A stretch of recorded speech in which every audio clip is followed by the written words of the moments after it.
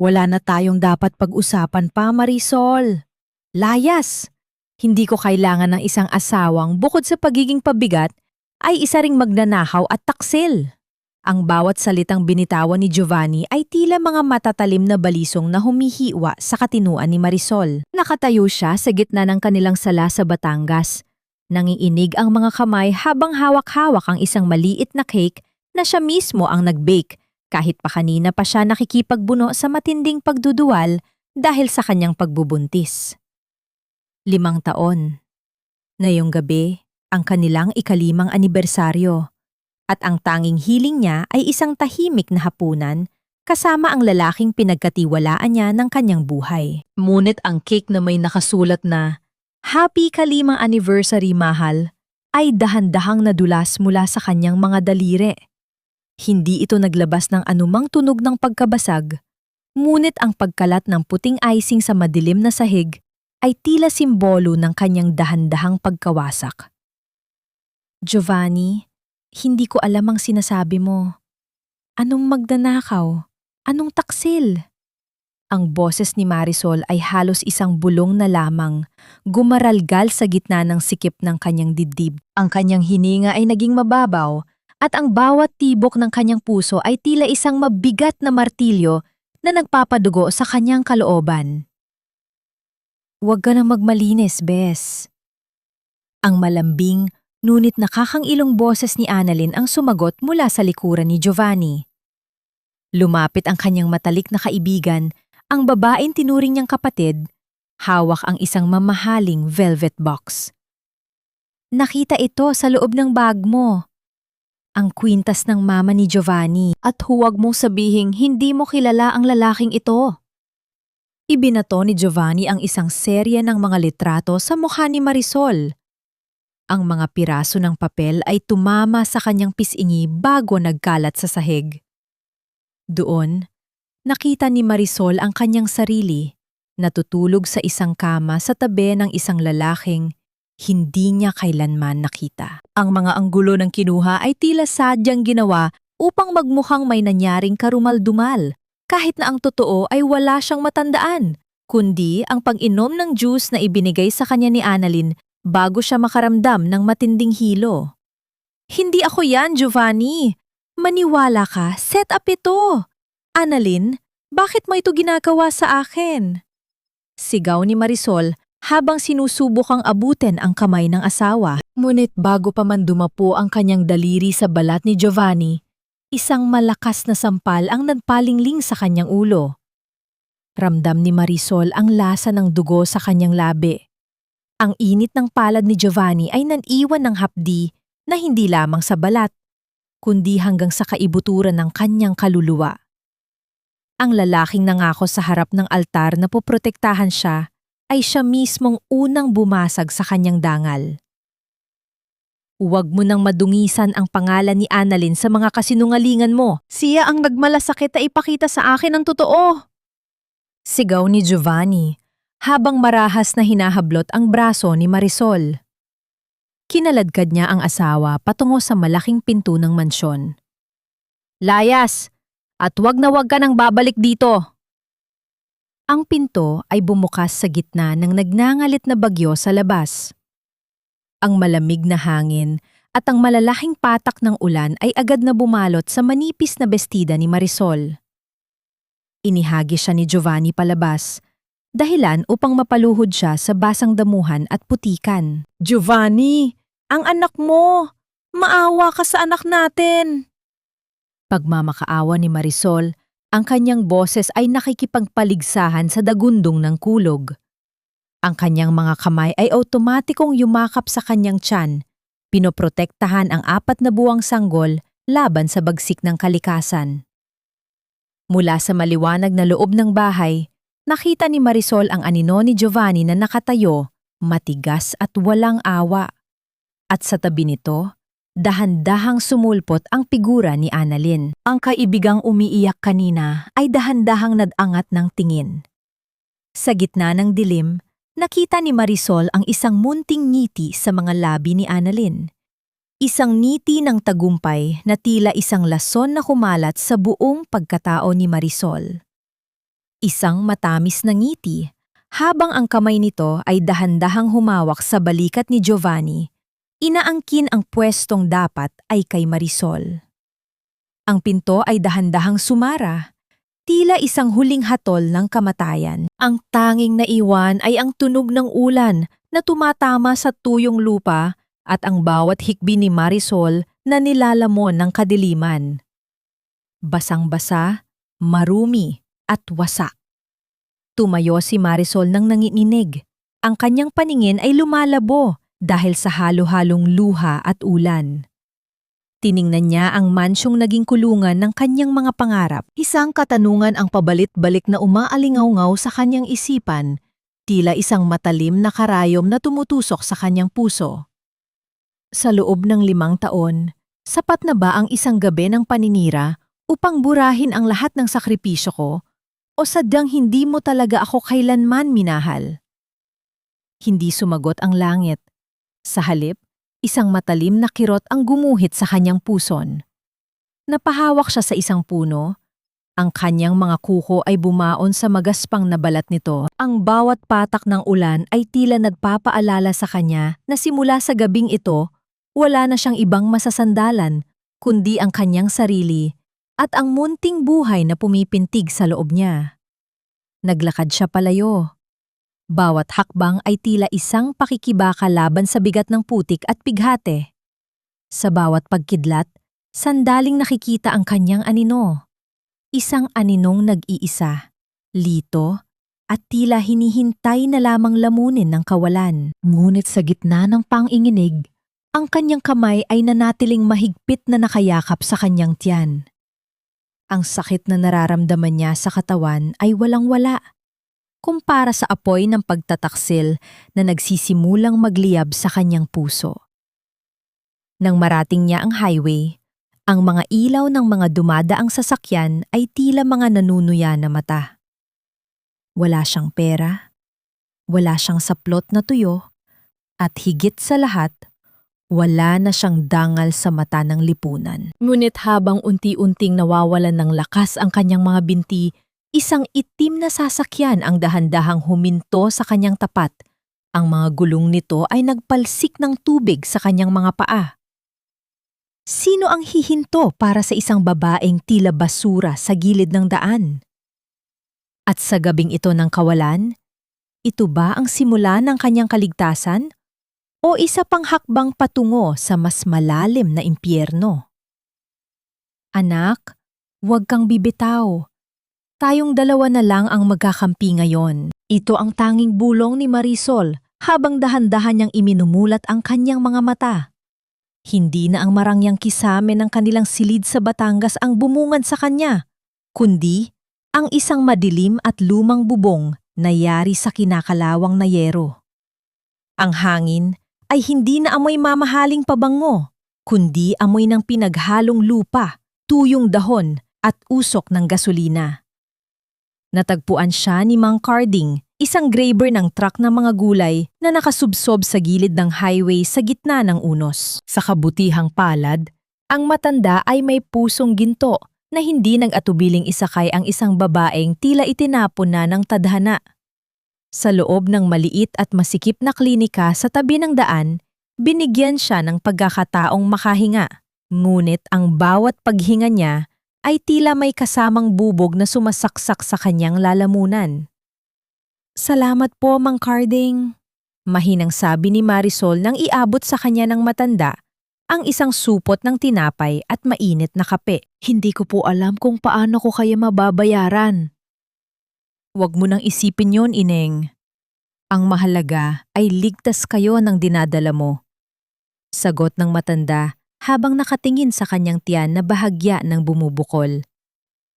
"Saan ka ba pupunta? May pamilya ka ba sa Maynila?" Napayuko si Marisol. Pamilya? Ang pamilyang binuo niya sa loob ng 5 taon ay gumuho sa loob lamang ng isang gabi. Ang kanyang mga magulang ay matagal nang pumanaw at ang tanging kapatid na itinuring niya ay ang mismong ahas na tumuklaw sa kanyang kaligayahan. Alam niyang kung babalik siya sa kanilang bayan, ang mga litratong ipinakita ni Annalyn ay tiyak na kumalat na. Ang hiya ay tila isang malaking pader na humaharang sa bawat daan na nais niyong balikan.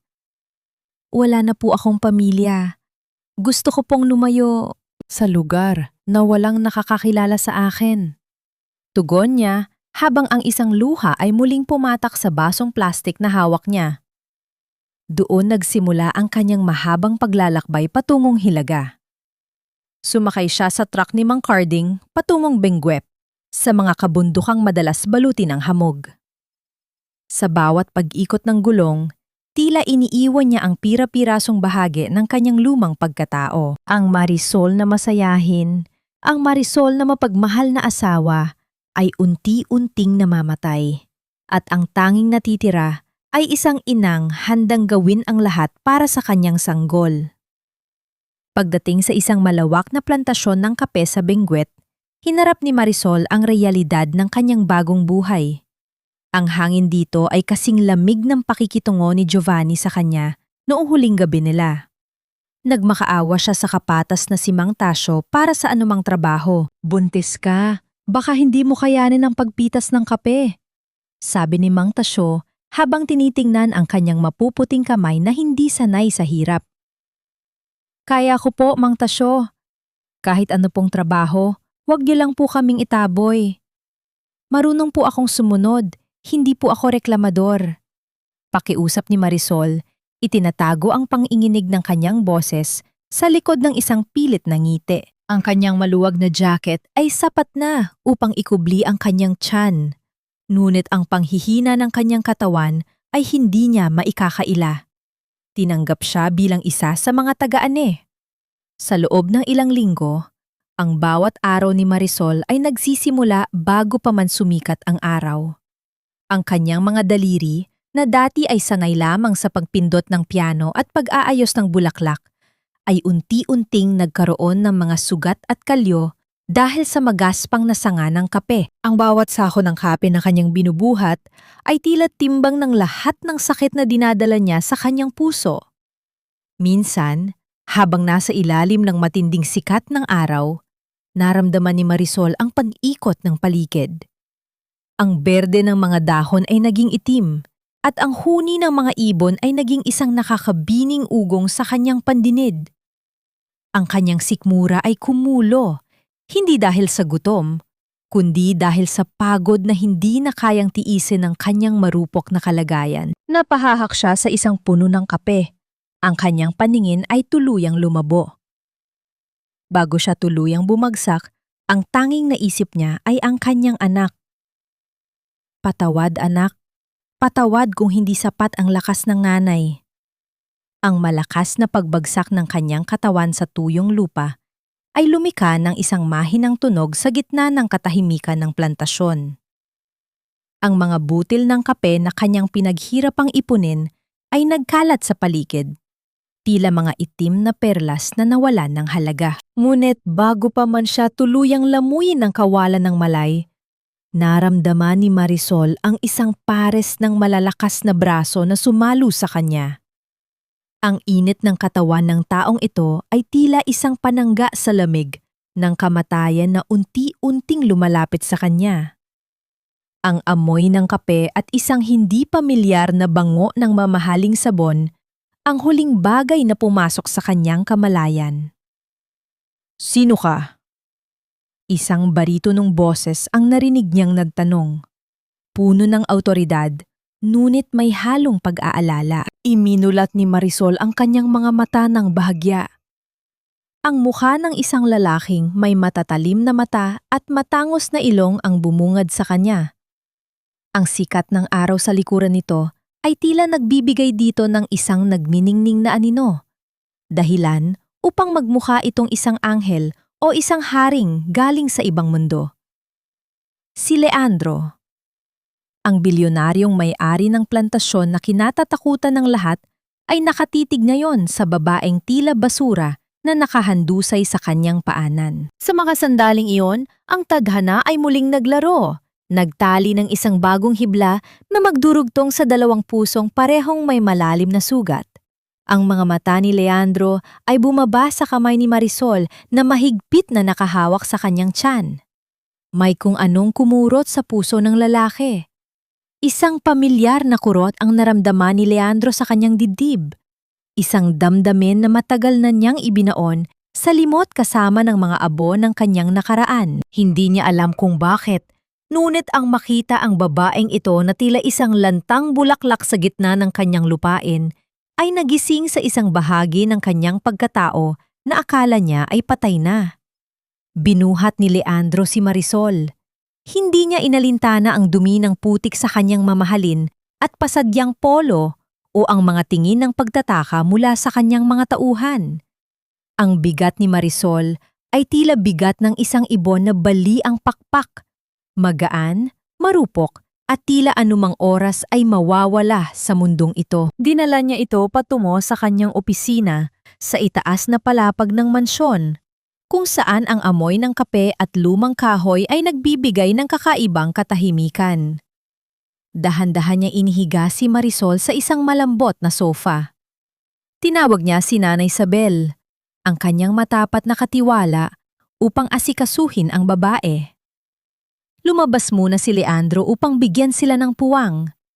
Ngunit hindi siya lumayo. Nakatayo siya sa veranda, pinagmamasdan ang malawak na taniman habang ang kanyang isipan ay pabalik-balik sa mga matang nakita niya bago ito pumikit. Mga matang puno ng sugat, ngunit may matinding determinasyon. Makalipas ang ilang sandali, dahan-dahang nagkamalay si Marisol. Ang unang naramdaman niya ay ang lambot ng unan sa kanyang ulo, isang luho na matagal na niyang hindi natitikman. Ngunit sa halip na gumaan ang pakiramdam, binalot siya ng matinding takot. Ang trabaho ko. Ang anak ko, bulong niya habang pilit na bumabangon. Huwag kang malikot, iha. Kailangan mong magpahinga. Malumanay na sabi ni Nanay Isabel habang iniaabot ang isang baso ng maligamgam na tubig. Eksakto namang pumasok si Leandro. Ang kanyang presensya ay tila nagpaliit sa silid. Ang kanyang mga hakbang ay hindi lumilikha ng ingay sa makapal na karpeta. Ngunit ang bawat galaw niya ay puno ng otoridad. Huminto siya sa harap ni Marisol. Ang kanyang mga kamay ay nasa loob ng bulsa ng kanyang pantalon. Bakit mo itinago na buntis ka? Tanong ni Leandro. Ang kanyang boses ay malamig, walang bahid ng emosyon. Ngunit ang kanyang mga mata ay nananatiling nakapako sa mukha ni Marisol. Alam mo ba na bawal sa plantasyong ito ang magtrabaho ang sinumang may kondisyon? Isang panganib yan para sa iyo at sa kumpanya ko. Nanginig ang mga labi ni Marisol. Ang luha na kanina pa niya pinipigilan ay dahan-dahang gumulong sa kanyang maruming pisingi. Sir, please, kailangan ko po ng trabaho. Wala po akong ibang mapupuntahan. Kahit ano pong iutos nyo, gagawin ko. Huwag nyo lang po akong paalisin. I cannot have a liability in my field. Matigas na sagot ni Leandro. Hindi sapat ang sipag kung ang katawan mo naman ang bibigay. Look at you. You're pale and starving. Is that how you plan to protect that child? Ang bawat salita ni Leandro ay tila isang sampal ng katotohanan para kay Marisol. Napayuko siya. Ang kanyang buhok ay tumatabing sa kanyang mukha. Sa gitna ng kanyang pagkapahiya, dahan-dahang lumuwag ang kwelyo ng kanyang luma at maluwag na jacket. Sa paggalaw niya upang ayusin ang kanyang sarili, hindi niya napansin na ang tela ay bahagyang bumaba sa kanyang kanang balikat.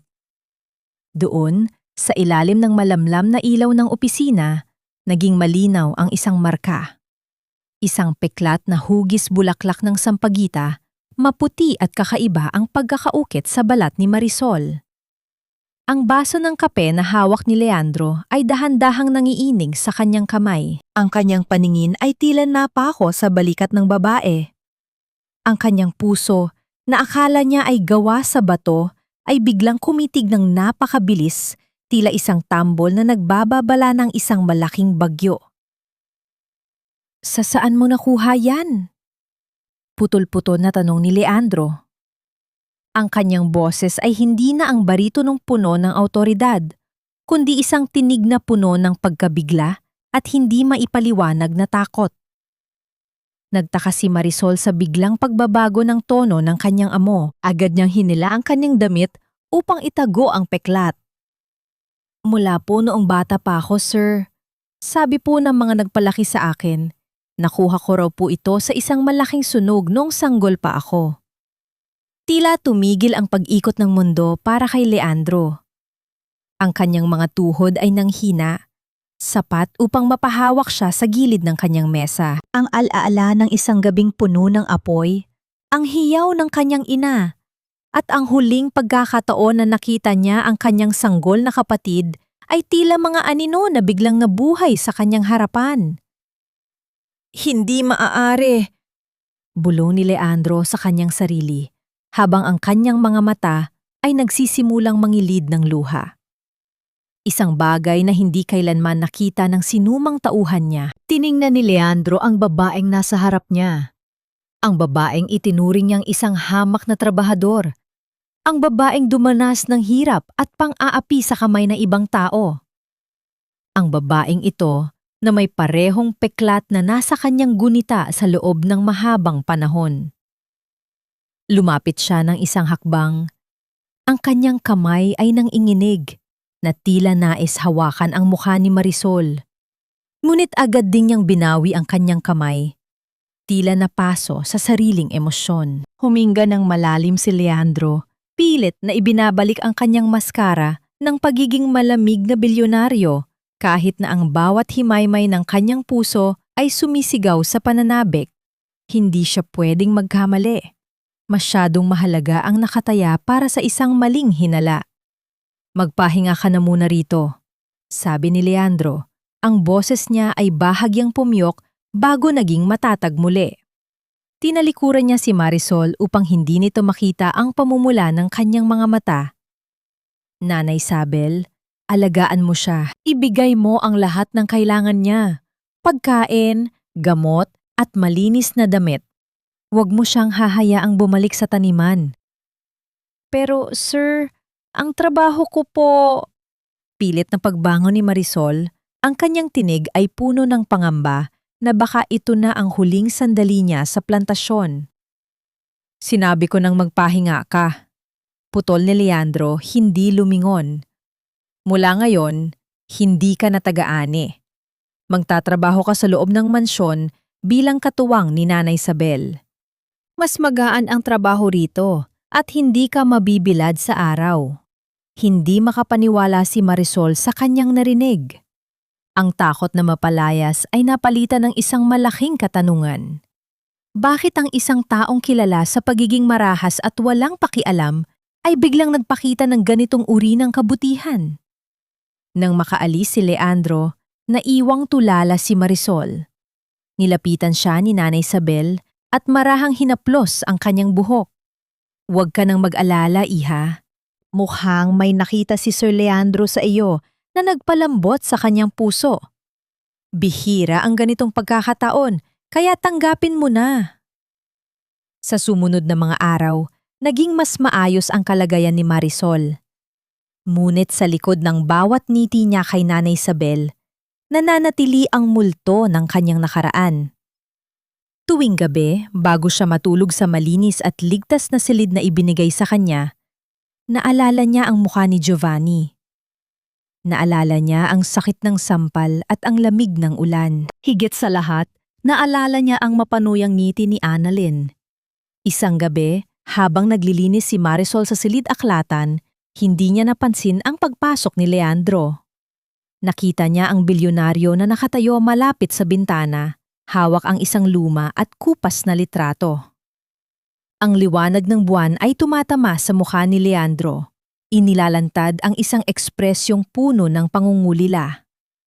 Marisol, tawag ni Leandro nang hindi tumitingin sa kanya. Naniniwala ka ba sa tadhana? Napatigil si Marisol sa pagpupunas ng mesa.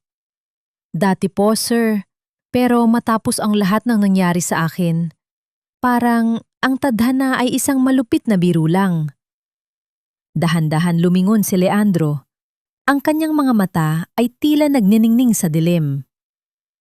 Minsan, kailangang sirain ng tadhana ang buong mundo mo para lamang madala ka sa lugar kung saan ka talaga nararapat, para mahanap mo ang mga taong tunay na magpapahalaga sa iyo.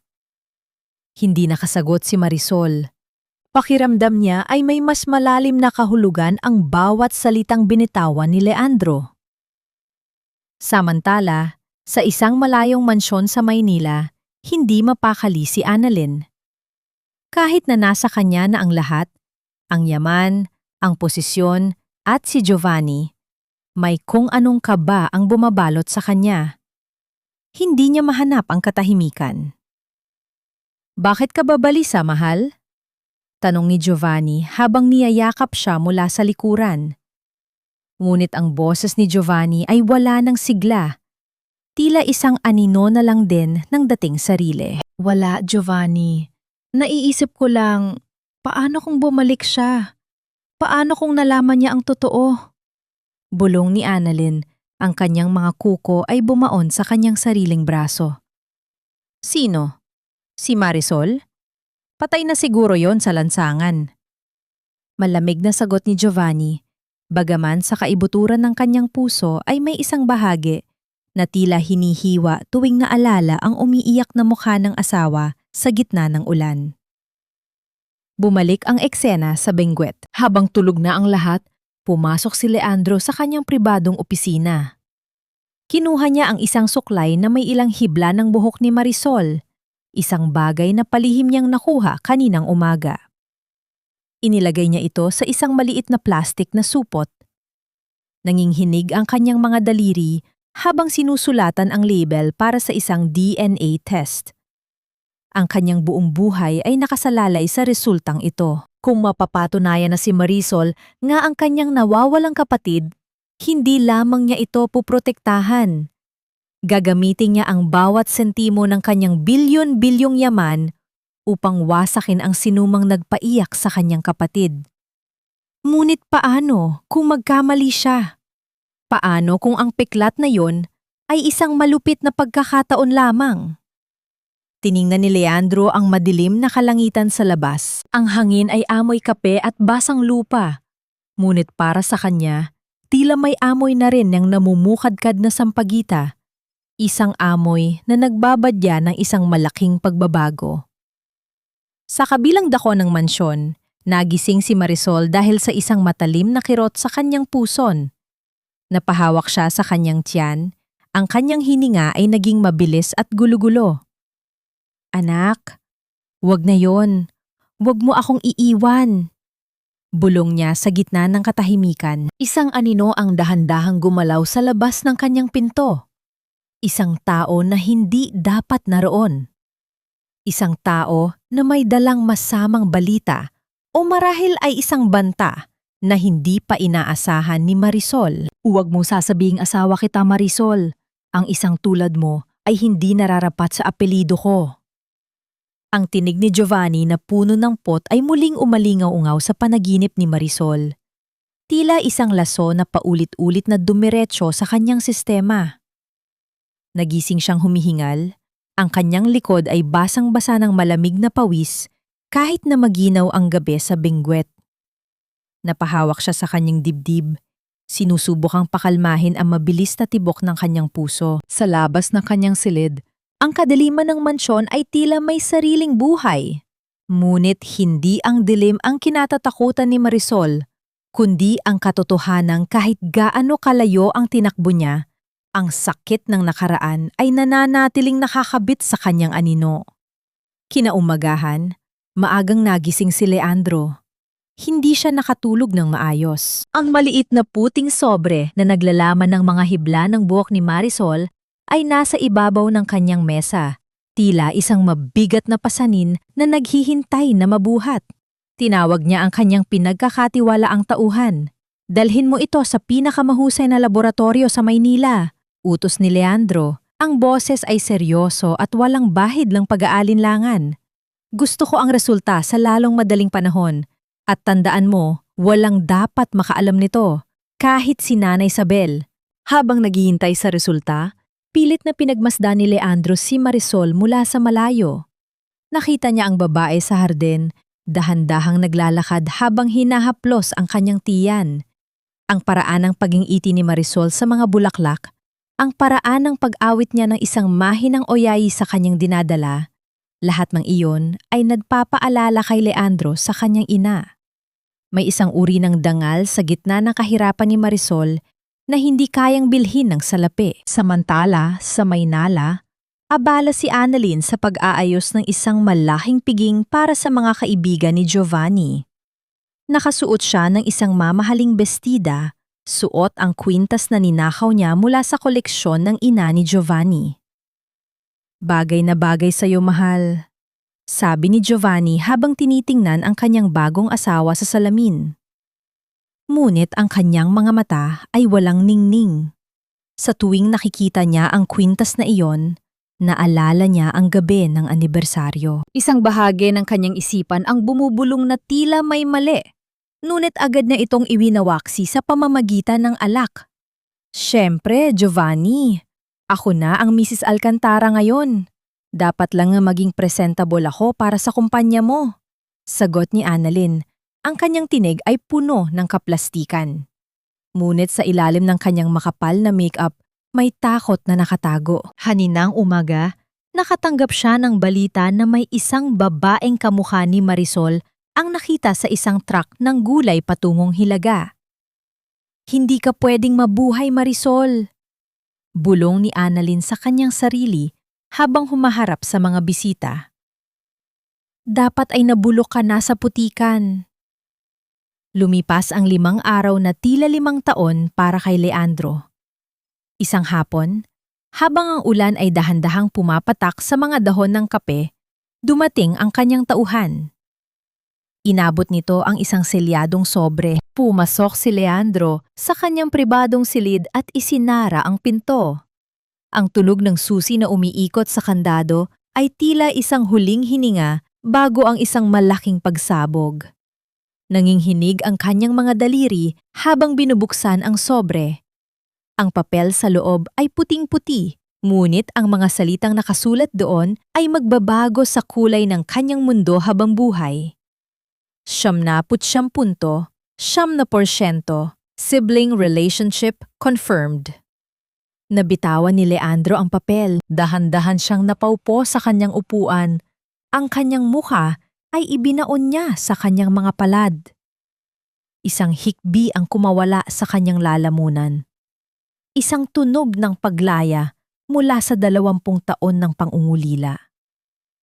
Ang batang kapatid na akala niya ay naging abo na sa sunog, ang batang hinanap niya sa bawat sulok ng mundo, ay nasa ilalim lang pala ng kanyang bubong. Nagtatrabaho bilang isang hamak na kasambahay. Patawad, Marisol, patawad dahil hindi kita agad nakilala. Bulong ni Leandro sa gitna ng katahimikan ng silid. Kasabay nito, narinig niya ang tunog ng isang basong nabasag mula sa kusina. Agad siyang tumayo at tumakbo pababa. Natagpuan niya si Marisol na nakatayo sa gitna ng mga bubog. Ang kanyang mga kamay ay nakahawak sa kanyang puson at ang kanyang mukha ay kasing puti ng papel. Sir Leandro, ang bata, parang may mali. Ang huling salita ni Marisol bago siya dahan-dahang natumba. Mabilis na sinalo ni Leandro ang kanyang kapatid. Sa pagkakataong ito, hindi na ito ang bilyonaryong tumutulong sa isang trabahador. Ito ang isang kuya na handang ubusin ang lahat ng kanyang lakas upang protektahan ang kanyang kaisa-isang pamilya. Lalaban ka, Marisol. Hindi kita hahayaang mawala muli. Sabi ni Leandro. Ang kanyang boses ay puno ng panginginig at matinding determinasyon. Binuhat niya si Marisol patungo sa sasakyan. Hindi alintana ang ulan o ang mga bubog na maaaring tumusok sa kanyang mga paa. Ang tadhana ay tapos na sa paglalaro. Ngayon, ang paghihiganti at pagbawi ay magsisimula na. Paano tatanggapin ni Marisol ang katotohanan na ang lalaking kinatatakutan niya ay ang kanyang nawawalang kuya? At sapat na ba ang bagong yaman at kapangyarihang ito upang hilumin ang isang pusong durog na. Hinding-hindi na kita bibitawan, Marisol. Kahit ang kamatayan ay kailangang dumaan muna sa akin bago kanya muling makuha. Ang boses ni Leandro ay gumaralgal, isang tunog na hindi kailanman narinig mula sa isang lalaking kilala sa pagkakaroon ng pusong gawa sa yelo. Sa loob ng matuling tumatakbong sasakyan patungo sa pinakamalaking ospital sa Baguio, mahigpit niyang hawak ang kamay ni Marisol. Ang kamay na ito ay magaspang, puno ng mga kalyo mula sa pagtatrabaho sa kanyang sariling plantasyon. Isang katotohanang tila isang lason na unti-unting pumapatay sa konsensya ni Leandro. Ang sarili niyang kapatid, ang prinsesa ng kanilang pamilya na akala niya ay naging abona, ay naging alipin sa sarili niyang bakuran. Nang marating nila ang ospital, ang bawat hakbang ni Leandro sa pasilyo ay tila isang pagyanig ng lupa. Gawin niyo ang lahat. Iligtas niyo siya at ang bata, o sisiguraduhin kong bukas ay wala na ang lisensya niyo at ang ospital na ito. Ang kanyang sigaw ay puno ng desperasyon at awtoridad na nagpatahimik sa buong palapag. Habang nasa loob ng emergency room si Marisol, naiwang mag-isa si Leandro sa labas, nakatitig sa kanyang mga palad na may bahid pa ng tuyong dugo mula sa pagkakasugat ni Marisol sa mga bubog. Ang bawat segundo ay tila isang matalim na kutsilyo na humihiwa sa kanyang katinuan. Kinuha niya ang lukot na papel ng DNA result mula sa kanyang bulsa. Ang bawat numero doon ay tila mga saksi sa 20 taon ng pagkakamali at pangunggulila. Makalipas ang ilang oras, lumabas ang doktor, bakas ang pagod sa mukha. Stable na ang pasyente, Sir Leandro. Masyado lang napagod ang kanyang katawan at nakaranas ng matinding stress. Sa kabutihang palad, matibay ang kapit ng bata. Ngunit kailangan niya ng ganap na pahinga at iwas sa anumang emosyonal na ligalig. Isang malalim na buntong hininga ang pinakawala ni Leandro. Parang isang malaking tinik ang nabunot sa kanyang dibdib. Ngunit, napalitan agad ito ng isang nagbabagang galit. Galit para sa mga taong nagtulak kay Marisol sa ganitong kalagayan. Nang magising si Marisol kinabukasan, ang amoy ng mga sariwang bulaklak ng sampagita ang unang sumalubong sa kanyang pang-amoy. Hindi siya nasa isang maruming klinika o sa maliit niyang silid sa mansyon. Ang paligid ay puro puti, malinis at puno ng kagamitang pangmayaman. Sa gilid ng kanyang kama, nakita niya si Leandro na nakaupo, nakatingin sa malayo, tila may malalim na iniisip. Sir Leandro, bakit po ako nandito? Hindi ko po kayang bayaran ang ganitong kwarto. Ibalik niyo na po ako sa plantasyon. Mahinang wika ni Marisol. Ang kanyang boses ay tila isang marupok na sinulid, na anumang oras ay mapuputol.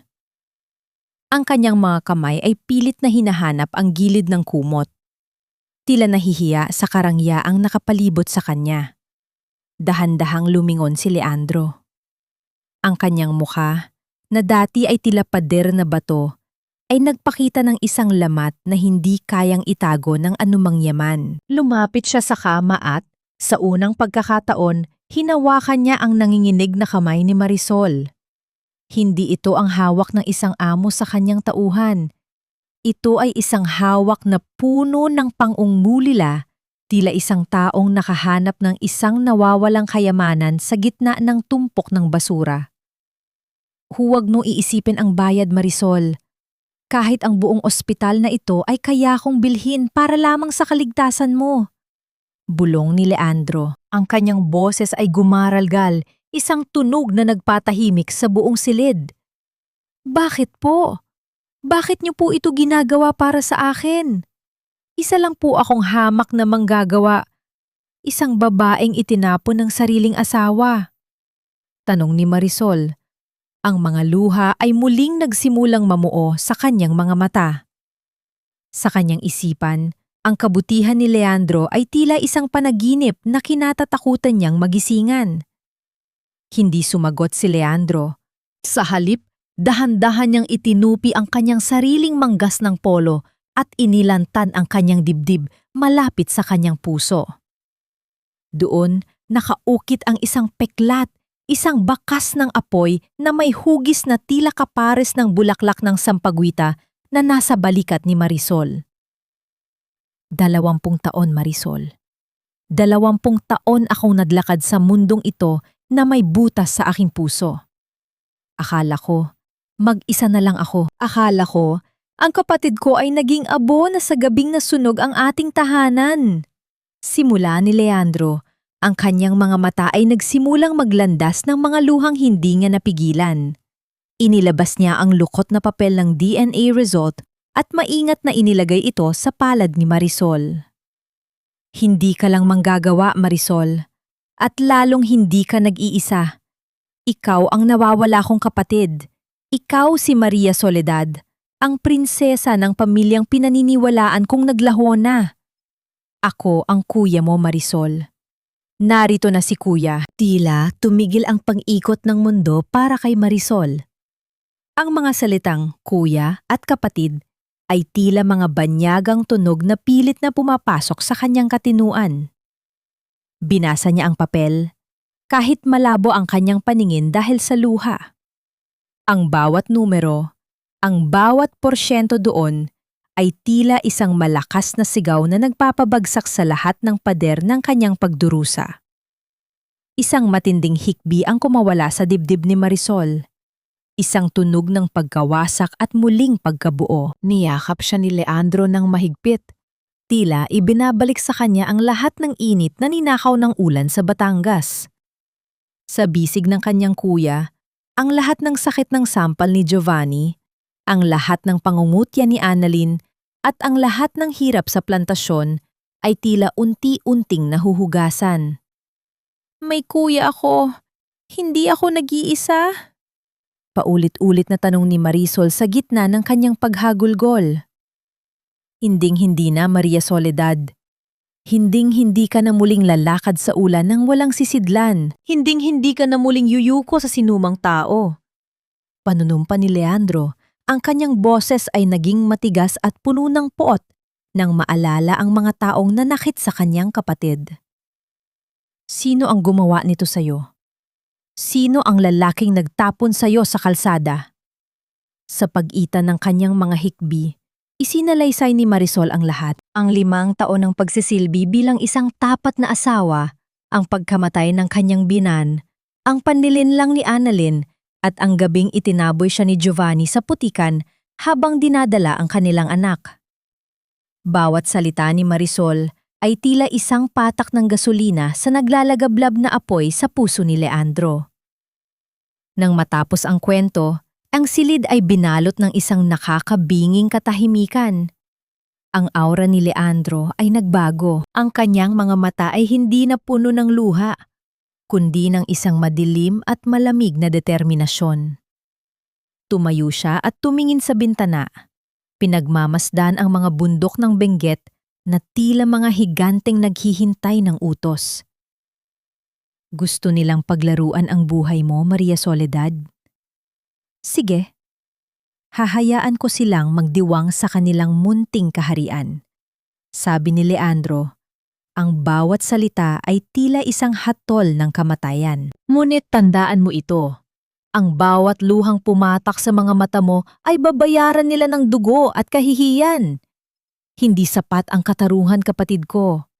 Sisiguraduhin kong sa susunod na makita ka nila, luluhod sila sa paanan mo at magmamakaawa para sa hangin na kanilang hihingahin. Hinawakan ni Leandro ang kanyang telepono at may tinawagan. Ihanda ang lahat ng ating asset sa Maynila. Simulan ang pagbili sa bawat kumpanya na may kaugnayan sa mga alkantara. At ang babaeng naggangalang Annalyn, huwag niyo siyang hahayaang makatulog ng mahimbing simula ngayong gabi. Lumingon muli si Leandro kay Marisol at ngumiti ng bahagya. Isang niting puno ng proteksyon. Mula ngayon, wala nang Marisol na taga-ane. Magpahinga ka, magpalakas ka para sa anak mo. Dahil pagkatapos ng 1 taon, ang buong mundo ay muling makikilala ang nag-iisang Doña Maria Soledad ng pamilya natin. At sa araw na iyon, tayo naman ang manonood habang sila ang nalulunod sa sarili nilang ulan. Sa unang pagkakataon matapos ang mahabang panahon, nakaramdam si Marisol ng isang uri ng kapayapaan. Ngunit sa likod ng kapayapaang yon, may isang bagong damdamin na umuusbong. Isang matatag na hangarin na hindi lamang para sa kanyang sarili, kundi para sa katarungan ng bata sa kanyang sinapupunan. Tingnan mo ang kislap ng mga brilyanteng ito, Giovanni.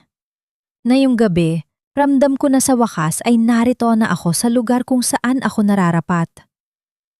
Ang boses ni Annalyn ay tila isang malambing na kanta. Ngunit para sa sinumang nakakakilala sa kanyang tunay na pagkatao, ito ay kasing talim ng isang nakatagong patalim. Nakatayo siya sa harap ng malaking salamin sa kanilang maranging silid sa Maynila. Suot ang isang itim na bestida na lalong nagpalitaw sa kinang ng kwintas na nasa kanyang leeg. Ang kwintas ng yumaong ina ni Giovanni. Ang hiyas na naging mitsa ng pagkakasira ng buhay ni Marisol. Sa gilid ng kama, nakaupo si Giovanni, hawak ang isang baso ng alak. Ang kanyang mga mata ay nakatitig sa kawalan, tila hindi naririnig ang pagmamalaki ng kanyang bagong asawa. Ang labas ng mansyon ay binabalot ng mahinang ambon at ang bawat patak ng tubig sa bintana ay tila mga daliri ng nakaraan na kumakatok sa kanyang konsensya. Giovanni, nakikinig ka ba? Lumapit si Annalyn at humawak sa balikat ng asawa. Sabi ko, kailangan nating maging perpekto sa dinner party mamaya. Maraming malalaking investor ang darating. Ito na ang pagkakataon nating palakasin ng kumpanya. Hindi ko alam, Annalyn. Parang wala ako sa mood para sa mga party na yan.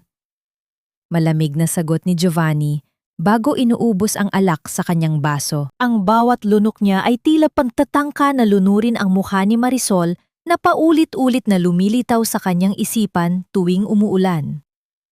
Agad na nagbago ang mukha ni Annalyn. Ang kanyang mga mata ay kumitid at ang boses niya ay naging puno ng matalim na panunumbat. Hanggang ngayon ba ay iniisip mo pa rin ang babaeng yun? Giovanni, nakita mo ang mga ebidensya.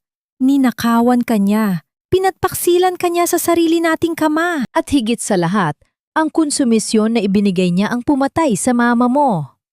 Ito ang sining ng gaslighting na masterado na ni Annalyn. Sa tuwing makakaramdam si Giovanni ng pagsisisi, agad niyang gagamitin ang alaala ng namatay na ina nito upang baliktarin ang sitwasyon. Patawad, mahal. Tama ka. Tama ka. Mahinang sabi ni Giovanni, tila isang taong nawalan na ng sariling pag-iisip. Tumayo siya at dahan-dahang lumapit sa kanyang kabinet upang kumuha ng bagong polo. Ngunit bago niya maisara ang kanyang pitaka, isang maliit at kupas na litrato ni Marisol ang bahagyang sumilip mula sa isang sikretong bulsa. Isang litratong kinuha noong masaya pa sila sa dalampasigan. Mabilis niya itong itinago nang mapansin ang matalas na tingin ni Annalyn mula sa salamin. Habang naghahanda ang dalawa, sa kusina ng mansyon ay nanganginig ang mga kamay ni Aling Rosa, ang matandang kasambahay na matagal lang naninilbihan sa pamilya Alcantara. Siya lamang ang tanging nakasaksi sa tunay na nangyari sa silid ng matandang Donya noong gabing pumanaw ito. Alam niya ang tungkol sa mga gamot na sadyang pinagpalit ni Annalyn. Aling Rosa! Ang boses ni Annalyn ay tila isang latigo na tumama sa likod ng matanda. Po, ma'am? Halos lumundag ang puso ng matanda sa takot. Siguraduhin mong walang lalabas na kahit anong kwento tungkol sa nangyari sa Donya.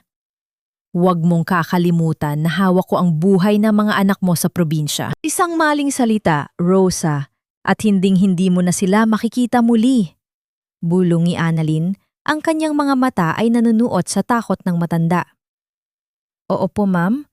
Wala po akong sasabihin.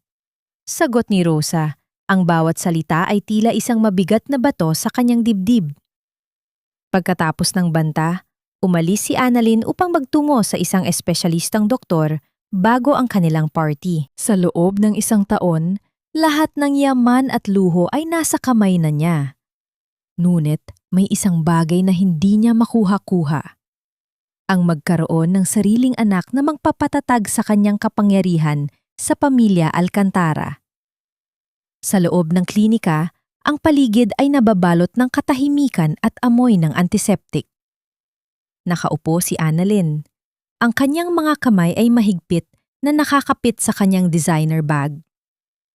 Pumasok ang doktor. Dala ang isang folder na naglalaman ng kanyang mga test result. So, Doc, kailan ako pwedeng magsimula ng treatment? Gusto ko ng anak sa lalong madaling panahon. Mayabang na tanong ni Annalyn, tila ba pati ang kalikasan ay kaya niyang utusan gamit ang pera. Tumingin ang doktor sa kanya ng may halong lungkot at formalidad.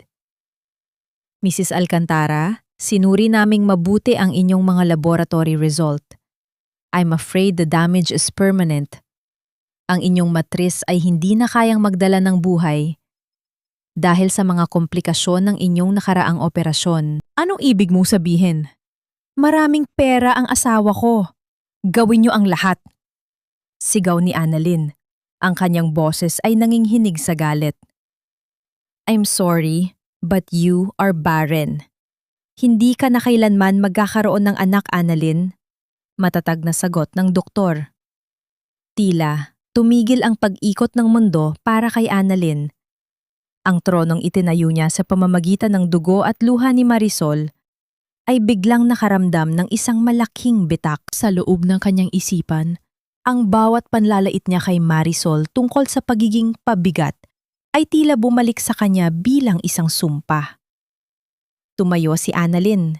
Ang kanyang mukha ay namumula sa matinding poot. Kinuha niya ang isang mamahaling florera sa ibabaw ng mesa ng doktor at marahas itong inihagis sa malaking salamin ng klinika. Ang tunog ng pagguho ng salamin ay tila himig ng kanyang sariling pagkawasak. Hindi maaari. Hindi pwedeng mangyari ito sa akin, sigaw niya.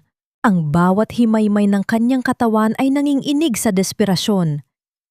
Sa labas, ang langit ay lalong nagdilim at ang ulan ay nagsimulang bumuhos ng malakas, tila nakikigulo sa kaguluhang nararamdaman ng babaeng nagnakaw ng kaligayahan ng iba. Ang katarungan ay nagsisimula ng gumalaw sa paraang hindi niya inaasahan, hindi sa pamamagitan ng batas, kundi sa pamamagitan ng pagkakait sa kanya ng tanging bagay na hindi kayang bilhin ng ninakaw na kwintas. Ang mga luhang pumatak sa putikan noon, Leon, ay siya nating gagawing hagdan patungo sa rurok ng ating tagumpay. Isang taon ang mabilis na lumipas, tila isang mabilis na pag-ikot ng mga pahina ng isang makapal na aklat. Sa loob ng mansyon ni Leandro sa Benguet, hindi na ang malamig na simoy ng takot ang namamayani, kundi ang malambot at masayang halahak ng isang sanggol. Si Leon, isang malusog na batang lalaki na may mga matang kasing talim ng kay Leandro, ngunit may niting kasing tamis ng kay Marisol. Nakatayo si Marisol sa tapat ng malaking bintana ng kanyang silid, pinagmamasdan ang kanyang anak na mahimbing na natutulog sa loob ng isang marangyang kuna. Ang bawat paghinga ng bata ay tila isang paalala sa kanya na ang lahat ng hirap na pinagdaanan niya sa ilalim ng ulan ay may katuturan.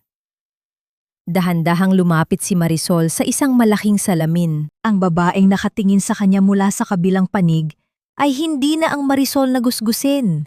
Hindi na ang Marisol na laging nakayuko at humihingi ng tawad sa mundong hindi naman niya sinaktan. Ang kanyang mahabang buhok na dati ay laging nakapusod ng padalos-dalos ay pinutol na sa isang eleganteng bob cut na lalong nagbigay diin sa kanyang matapang na panga at matangos na ilong. Nakasuot siya ng isang pasadyang power suit na kulay itim. Tila, isang balute na nagtatago sa anumang kahinaan. Ang kanyang mga kalyo sa kamay ay nawala na. Pinalitan ng kinang ng isang mamahaling singsing na regalo ni Leandro. Isang simbolo na hindi na siya kailanman muling magugutom. Pumasok si Leandro sa silid. Ang kanyang mga hakbang ay tahimik, ngunit puno ng otoridad. Lumapit siya sa kanyang kapatid at ipinatong ang kamay sa balikat nito. You look stunning, Maria Soledad. Handa na ang lahat sa Maynila. Ang bawat shares na ibinenta ni Giovanni dahil sa paglustay ni Annalyn ay nasa ilalim na ng ating pangalan. We now own 40% of Alcantara Holdings. Salamat kuya, tugon ni Marisol. Ang kanyang boses ay wala ng panginginig. Ito ay naging malalim, matatag, at may himig ng yelo na sapat upang magpalamig sa anumang apoy. Gusto kong maramdaman nila ang unti-unting pagkawala ng lupang kinatatayuan nila gaya ng naramdaman ko noong gabing yon. Sa loob ng nakaraang 12 buwan, hindi lamang ang hitsura ni Marisol ang binago ni Leandro. Sa ilalim ng mahigpit na gabay ng kanyang kuya, nag-aral si Marisol ng pagninegosyo, pamumuhunan, at pakikipagtalastasan sa mga malalaking tao. Natutunan niyang basahin ang mga financial statements na tila ba ito ay mga simpleng resipe ng pagluluto. Ang kanyang martyr complex ay tuluyan ng pinalitan ng isang matalas na isip at isang pusong marunong ng magtakda ng hangganan. Nakuha mo na ba ang balita tungkol sa kanila? Tanong ni Marisol habang inaayos ang kanyang kwelyo. Si Annalyn ay abala sa pagpapanggap na isang philanthropist habang palihim na naglulustay ng pera ng asawa niya sa mga sugal at luho. Sagot ni Leandro na may halong pangungutya. At si Giovanni, he's drowning himself in work and alcohol. Ang kumpanya nila ay tila isang barkong may butas at ang tanging nagpapanatili rito ay ang ating mga pondo na hindi nila alam na sa atin galing. Lumapit si Leandro sa kanyang mesa at kinuha ang isang itim na sobre. May gintong tatak ito ng pamilya Alcantara. Dumating na ang imbitasyon. It's their 10th anniversary of the company's expansion. Gaganapin ito sa susunod na linggo sa isang hotel sa Makati. They are desperately looking for an angel investor to save them from bankruptcy. Kinuha ni Marisol ang sobre. Hinawakan niya ito ng mahigpit. Damang-dama ang tekstura ng papel na tila ba ito ay ang leeg ng kanyang mga kaaway. Angel investor? Marahil ay kailangan nilang malaman na ang anghel na darating ay may dalang-dalawang pakpak. Isang pakpak para sa pag-asa ng kumpanya at isang pakpak para sa kanilang huling paghuhukom. Are you sure about this, Maria Soledad? Tanong ni Leandro. Ang kanyang mga mata ay puno ng pag-aalala para sa emosyonal na kalagayan ng kapatid. Hindi mo kailangang gawin ito ng harapan. I can do the dirty work for you. Umiling si Marisol. Isang munting ngiti ang gumuhit sa kanyang mga labi. Isang ngiting hindi umaabot sa kanyang mga mata. No, kuya. Gusto kong makita ang mga mata ni Annalyn kapag nalaman niyang ang babaeng itinaboy niya sa putikan ay siya ring babaeng may hawak ng kanyang kapalaran. At si Giovanni, gusto kong makita niya kung anong klaseng hiyas ang kanyang itinapon para lamang sa isang pirasong basad na bote. Humarap muli si Marisol sa kuna ni Leon. Dahan-dahan niyang hinaplos ang pisingi ng anak. Ang pagmamahal sa kanyang anak ang nagbibigay sa kanya ng lakas, ngunit ang sakit ng nakaraan ang nagbibigay sa kanya ng talim. Nanay Isabel! Tawag ni Marisol sa matandang katiwala na pumasok sa silid. Po, Doña Maria? Sagot ng matanda, bakas ang labis na paggalang. Ihanda mo ang aking piniling bestida para sa party. Yung kulay pula. Yung kasing pula ng galit na itinago ko sa loob ng 1 taon. Utos ni Marisol. Sa labas ng mansyon, ang mga bulaklak ng sampagita ay nagsisimula ng bumuka. Naglalabas ng isang halimuyak na tila nagbabagya ng isang paparating na unos. Ang katahimikan sa bengguet ay tila isang malalim na hininga bago ang isang malakas na sigaw. Pagbaba ni Marisol sa hagdanan, kasunod ni Leandro, ang bawat hakbang ng kanyang high heels sa sahig na gawa sa Nara ay tila isang tunog ng martilyo na nagpapatibay sa kanyang desisyon. Ang bawat tibok ng kanyang puso ay tila isang orasan na nagbibilang ng mga sandali bago ang muling pagkikita. Nang makarating sila sa pintuan, lumingon si Marisol kay Leandro. Kuya, handa na ako. Handa na akong ipakita sa kanila na ang ulan na pumatak noon ay hindi ako nilunod, kundi tinulungan akong lumago. Ngunit sa kabila ng kanyang katatagan, isang tanong ang nananatiling nakatago sa isang sulok ng kanyang isipan. Kapag nakaharap na niya ang lalaking dati niyang minahal ng higit sa kanyang buhay, mananaig ba ang galit o muling bubukas ang sugat na akala niya ay tuyo na? Ipinasok ni Marisol ang sobre sa kanyang bag at dahan-dahang isinarado ang pinto. Ang dilim ng gabi ay nagsisimula ng lamunin ang lupain. Ngunit sa loob ng puso ni Marisol, isang bagong araw ang nagbabadya. Isang araw na puno ng pagbabayad at pagbawi. Hindi ba't sinabi ko nang huwag lalagyan ng masyadong maraming yelo ang inumin ko? Napakatanga nyo talaga kahit kailan. Ang boses ni Annalyn ay umalingaw-ngaw sa loob ng marangyang ballroom ng isang tanyag na hotel sa Makati. Ang paligid ay nagniningning sa ilalim ng mga dambuhalang chandelier na gawa sa kristal. Ngunit ang ugali ng babaeng nakasuot ng makinang na itim na gown ay tila isang madilim na batik sa gitna ng karangyaan. Suot ni Annalyn ang kwintas na sampagita, ang hiyas na ninakaw niya mula sa nakaraan. Habang taas noo siyang naglalakad, tinitingnan ang lahat ng panauhin ng may halong pagmamataas at panghahamak. Sa kabilang bahagi ng bulwagan, nakatayo si Giovanni malapit sa bar. Ang kanyang mga mata ay pagod, at ang hawak niyang baso ng mamahaling whiskey ay tila ang tanging bagay na nagpapanatili sa kanyang balanse. Isang taon na ang lumipas mula nang pinalayas niya si Marisol, ngunit ang bawat gabi ng kanyang buhay ay naging isang walang katapusang pakikibaka laban sa sarili niyang mga multo. Ang kumpanya nila ay nasa bingit ng pagbagsak at ang party na ito ay ang kanilang huling pag-asa upang makahanap ng isang mamumuhunan na magliligtas sa kanila mula sa kahihiyan. Biglang tumahimik ang musika. Ang bawat bulong ng mga panauhin ay nadlaho nang tumayo ang host sa gitna ng entablado. Mga ginoo at mga ginang, ikinalulugod naming ipakilala ang ating pinakahihintay na panauhin, ang CEO ng LV Global Holdings at ang kanyang katuwang na investor, ang babaeng magpapasya sa kapalaran ng ating industriya ngayong gabi. Dahan-dahang bumukas ang malaking pinto ng ballroom. Ang tunog ng pagbukas nito ay tila isang malalim na hininga bago ang isang malakas na sigaw. Ang bawat mata ay napako sa liwanag na nanggagaling sa labas. Pumasok si Leandro, matikas at puno ng kapangyarihan sa kanyang pasadyang taksido. Ngunit hindi siya ang kumuha sa pansin ng lahat. Sa kanyang braso ay nakakapit ang isang babaeng tila isang diyosang bumaba mula sa langit. Nakasuot siya ng isang bestidang kulay pula na kasing talim ng dugo, na lalong nagpalitaw sa kanyang maputing balat at sa matapang na ningning ng kanyang mga mata. Nabitawan ni Giovanni ang kanyang baso. Ang tunog ng pagkabasag ng kristal sa sahig ay tila ang tunog ng sarili niyang puso na muling dinudurog. Ang whiskey ay nagkalat sa kanyang sapatos, ngunit hindi niya ito naramdaman. Ang kanyang paningin ay nakapako sa babaeng nakatayo sa gitna ng bulwagan. Marisol?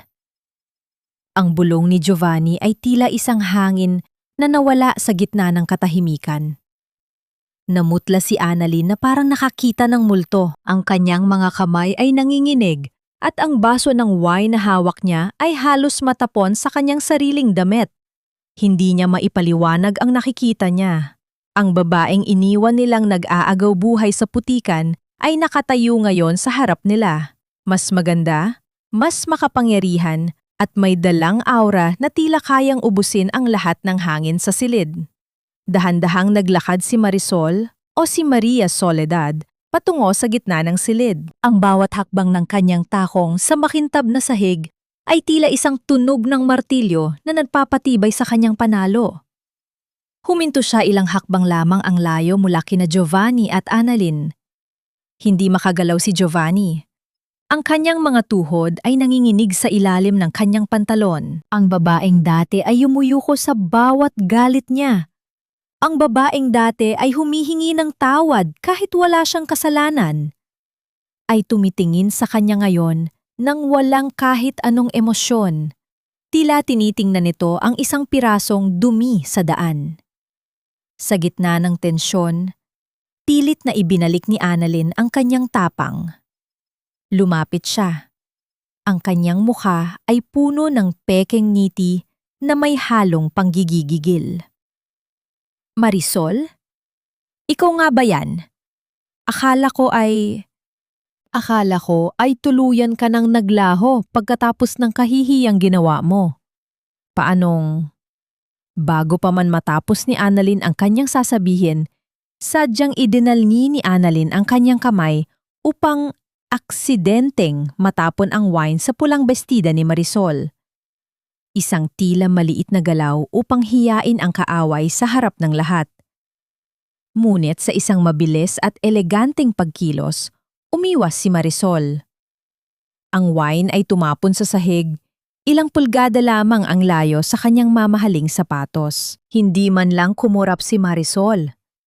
Tiningnan niya si Annalyn mula ulo hanggang paa, isang matalas na tingin na tila humihiwa sa bawat hibla ng damit ng kontrabida. Mura ang tela ng damit mo, Annalyn. Madaling madumihan, gaya ng paraan mo ng pag-iisip. Ang boses ni Marisol ay malalim at matatag, sapat upang marinig ng mga taong nasa paligid nila. At ang kwintas na yan, tila hindi ito nararapat sa leeg ng isang taong. Ang tanging alam ay magnakaw ng hindi sa kanya. Napanganga si Annalyn sa harap ng mga panauhin. Ang kahihiyang nais niyang ibigay kay Marisol ay bumalik sa kanya ng 10 beses. Ang mga bulong-bulungan sa paligid ay nagsimulang lumakas, tila mga pukyuta na sumusugod sa kanya. Sinubukan ni Giovanni na humakbang patungo kay Marisol. Marisol, kailangan nating mag-usap. Anong ibig sabihin nito? Bakit kasama mo si Mr. Leandro? Bago pa man siya makalapit, humarang ang malaking katawan ni Leandro. Ang kanyang mga mata ay tila nagminingning sa galit habang nakatingin sa lalaking nagpaiyak sa kanyang kapatid. Gusto mong kausapin ang kapatid ko, Mr. Alcantara? Ang boses ni Leandro ay malamig na tila yelo. Wala siyang oras para sa mga taong walang halaga. Kung gusto mo ng schedule, magpa-appointment ka sa kanyang sekretarya sa susunod na buwan. Ngayong gabi, narito kami para pag-usapan ang kumpanya nyo na malapit na naming pag-arian. Hindi para sa isang drama na matagal na naming ibinaon sa limot. Dahan-dahang ngumiti si Marisol. Isang ngiting puno ng lihim habang nakatitig sa kwintas na suot ni Annalyn. Isang ngiting tila, nagsasabing alam niya ang isang bagay na sisira sa buong mundo nito. Hinawakan ni Leandro ang siko ni Marisol at dahan-dahan silang naglakad palayo. Iniwang tulala at wasak ang 2 taong dating nagtapon sa kanya. Ang gabi ay nagsisimula pa lamang, ngunit ang unang sampal ni Marisol ay nag-iwan na ng isang markang hinding-hindi mabubura. Ang mga pirma sa papel na ito, Giovanni, ay hindi lamang tinta. Ito ang huling hininga ng ating nakaraan na ikaw mismo ang pumatay. Malamig ang sikat ng umaga na pumapasok sa boardroom ng Alcantara Holdings. Ngunit mas matindi ang lamig na nagmumula sa presensya ni Maria Soledad. Nakaupo siya sa kabisera ng mahabang mesa na gawa sa nara. Ang kanyang mga kamay ay magkadoop sa ibabaw ng mga dokumentong magpapabago sa tadhana ng kumpanya. Sa harap niya, si Giovanni ay tila isang taong nawawala sa sariling pamamahay. Hapo ang mga mata at gulo-gulo ang isipan. Hindi ko maintindihan, Marisol.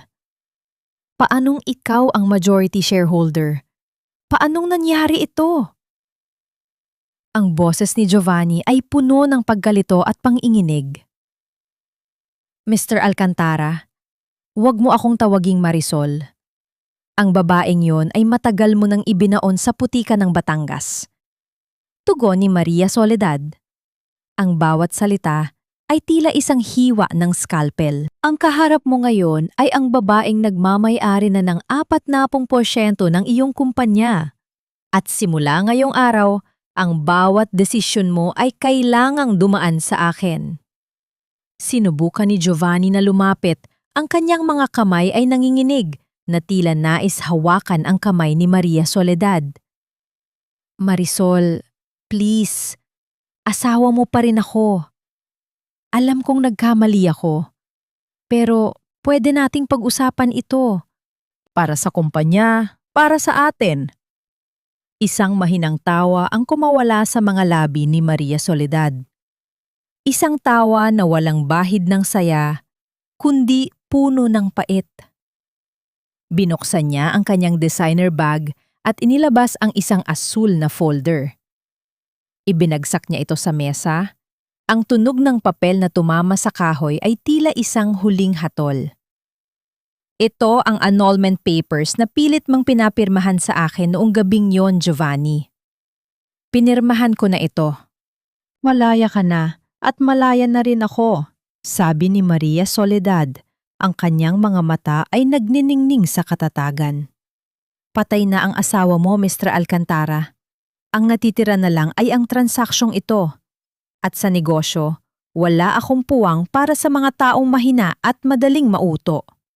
Habang dinudurog ni Maria Soledad ang natitirang pag-asa ni Giovanni sa boardroom, si Annalyn naman ay nasa loob ng kanilang mansyon, nagwawala. Nagagaling lang niya sa bangko at doon niya nalaman na ang kanyang mga luxury credit cards ay hindi na tinatanggap.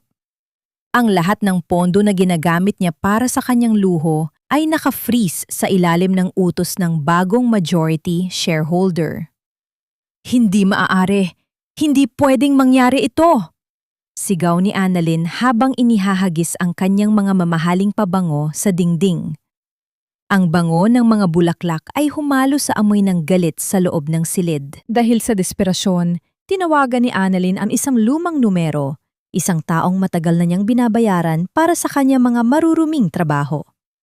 Nagtagpo sila sa isang madilim at liblib na kalsada sa labas ng lungsod. Ang amoy ng kanal at basang basura ay tila mas angkop sa pagkatao ni Annalyn kaysa sa maranyang mansyong kanyang kinatitirikan. Hanapin mo ang kahinaan niya. Utos ni Annalyn sa maton na may matatalim na mata. Isang taon siyang nawala.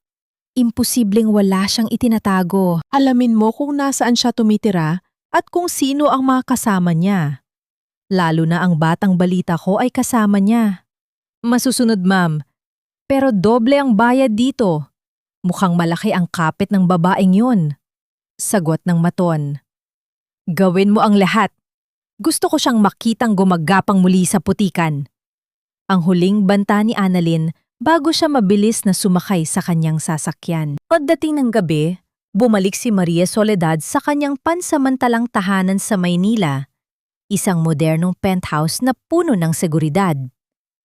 Pagkapasok niya, dahan-dahan niyang hinubad ang kanyang mataas na takong. Ramdam niya ang pagod, hindi lamang sa kanyang mga paa, kundi sa kanyang buong pagkatao. Pumasok siya sa banyo at tiningnan ang kanyang sarili sa salamin. Ang matapang na donya ay dahan-dahang naglaho. Pinalitan ng isang babaeng may mga matang puno muli ng luha. Naupo siya sa gilid ng bathtub at doon ay tahimik na humagulgol. Ang bawat luhang pumatak ay tila pagpapakawala sa lahat ng tensyong itinago niya sa harap ni na Giovanni at Annalyn. Kahit gaano siya katapang sa labas, ang mga peklat sa kanyang puso ay sariwa pa rin tuwing siya ay nag-iisa. Nabalik lamang ang kanyang diwa nang marinig niya ang tunog ng notification mula sa kanyang telepono. Pinahid niya ang kanyang mga luha at kinuha ang gadget. Isang hindi kilalang numero ang nagpadala ng isang mensahe. Nang buksan niya ang mensahe, tila tumigil ang pagtibok ng kanyang puso. Ito ay isang litrato ni Leon, ang kanyang anak, na masayang naglalaro sa harden ng mansyon ni Leandro sa Benguet. Ang anggulo ng pagkakuha ay tila nanggaling sa labas ng bakod. Kasunod nito ang isang maikling mensahe sa Tagalog. Ang cute ng anak mo. Ingatan mo sana. Sayang naman kung may mangyaring masama sa kanya. Nabitawan ni Maria Soledad ang kanyang telpono. Ang tunog ng pagbagsak nito sa tiles ay tila isang babala ng paparating na bagyo. Ang kanyang nangiinig na mga kamay ay agad na napahawak sa kanyang dibdib. Ang katarungang ipinaglalaban niya ay biglang nanganib dahil sa kaligtasan ng tanghing kayamanan na natitira sa kanya. Sino ang kumuha ng litratong ito? At hanggang saan ang kayang gawin ni Annalyn upang makuha muli ang kanyang kapangyarihan? Akala mo ba ay mananatili kang reyna sa kahariang itinayo mo sa mga bangkay ng iyong mga kasinungalingan, Annalyn? Ang boses ni Maria Soledad ay umalingaw-ngaw sa gitna ng nagkakagulong media, malamig at matalim na tila isang espada na humahati sa hangin. Nakatayo siya sa tapat ng entablado. Ang kanyang itim na bestida ay tila isang anino ng kamatayan na nagbabadya sa puting gown ni Annalyn. Sa bawat pagpindot ng mga kamera, ang liwanag ay tumatama sa mukha ni Maria Soledad. Isang mukhang wala ng bahid ng takot, kundi puro pait at katarungan. Sa itaas ng entablado, ang kaninang anghel na si Annalyn ay tila isang lanta at basang papel. Ang kanyang mga labi ay nanginginig, at ang bawat hikbi niya ay naging isang gumaralgal na tunog ng desperasyon. Ang kanyang mga kamay ay mahigpit na nakakapit sa podium. Ang kanyang mga kuko ay bumaon sa kahoy habang pilit niyang pinapanatili ang kanyang balanse. Hindi totoo yan! Sinungaling ka, Marisol! Sinisira mo lang ang puri ko dahil sa inggit! Ang sigaw ni Annalyn ay tila isang huling huni ng isang hayop na nasukul sa sulok. Ngunit ang bawat salita niya ay tila nilalamon lamang ng katahimikan ng mga taong nakapaligid sa kanila. Dahan-dahang lumapit si Maria Soledad. Ang bawat hakbang ng kanyang matitigas na takong sa semento ay tila isang tunog ng martilyo na nagpapatibay sa kabaong ng dangal ni Annalyn. Sa likuran niya, lumitaw si Leandro kasama ang maton na may posas at 2 opisyal ng pulisya. Ang hitsura ng maton na pasa-pasa ang mukha ay sapat na upang magpatahimik sa lahat ng naroon. Ang lalaking ito ay hindi ko lang basta kilala, Annalyn.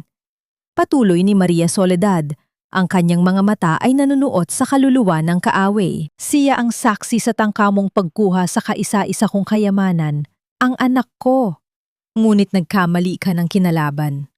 Akala mo ay mag-isa pa rin ako gaya ng gabing itinapon niyo ako sa ulan?